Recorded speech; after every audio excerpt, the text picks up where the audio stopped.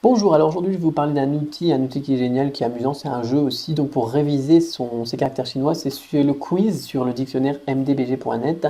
Alors avant c'était accessible je crois par quiz.mdbg.net, je sais pas si c'est encore le cas, on va regarder ça. Pas au champ, non, quiz.mdbg.net. Ça marche plus. Alors ce que vous pouvez faire, c'est taper ça dans Google. Voilà, vous mettez quiz MDBG dans Google, c'est ce que je fais à chaque fois, et vous cliquez sur le premier qui s'affiche, et voilà, vous tombez donc sur la même page qui est là, donc je vais la fermer, comme ça elle ne sera pas en double. Et sur ça, vous pouvez donc faire un quiz, un test de vos connaissances de chinois. Alors vous pouvez très bien utiliser des caractères que vous connaissez déjà, c'est-à-dire copier-coller vos textes par exemple, et il va choisir 20 à 100 caractères en fonction de ce que vous voulez donc dans ce texte. Soit il peut prendre dans des niveaux prédéfinis ici, eh bien, les caractères. Par exemple, on va tester mon niveau de HSK2, voilà, ça va être difficile, sur 20 caractères en mandarin standard, on ne va pas faire du cantonais ni rien, en simplifié. Ça peut être intéressant aussi pour ceux qui veulent apprendre les caractères traditionnels de se tester aussi un petit peu. Si vous avez déjà par exemple un bon niveau de simplifié, vous pouvez vous regarder un petit peu si vous arrivez à reconnaître les caractères traditionnels et les apprendre par la même occasion. Alors, trêve de blabla, je vais vous montrer un petit peu comment ça marche dans la pratique.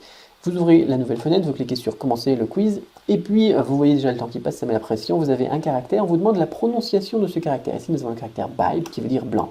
Dans un premier temps, on teste votre prononciation. Dans un deuxième temps, on teste la définition. Si vous connaissez, alors bien évidemment, c'est en anglais, encore une fois, mais on a tellement de bons outils en anglais que ce serait bête de ne pas apprendre l'anglais, ne serait-ce que pour apprendre mieux le chinois. Donc, white, pure, unblemished, bright. Correct, j'ai un super accent, je sais, et j'appuie sur Next pour le deuxième, il nous en reste 18. Ici, vous avez le K comme dans café, donc le café, coffee, phonétique, voilà, ici, et je clique sur Next. Man comme doucement, je clique sur man, je clique sur doucement, et je clique sur Next. Chi comme se lever, hop, et je clique, et je clique, et je clique. Voilà, bon, je ne sais pas si je vais tous les faire, mais pourquoi pas, hein. Bien, c'est sur le côté, voilà, l'année ici, Nien, ce fois-ci, en plus le HSK2, on aurait pu faire plus difficile, mais c'est pas grave. Piao comme un cadran ou quelque chose ici, Advanced Math Programming Place, le cadran adjunct. Ici, voilà. Eh bien, là j'ai perdu du temps à tout lire déjà. Là, comme joyeux et tout ça. Donc, comme quelque chose qui bouge, le sport, etc., le mouvement, l'action, voilà. Jo comme la viande ici. Hop, in comme, bon voilà, c'est un petit peu ennuyant aussi, mais bon, pourquoi pas.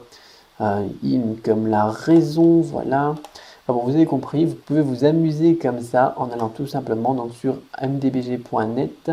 Soit vous prenez l'adresse qui est ici, hein, si vous avez la vidéo en HD, vous pouvez donc voir ici le détail, donc mdbg.net /shindict.php point d'interrogation page égale char quiz comme caractère quiz, soit vous faites tout simplement, hein, comme je vous ai montré dans Google.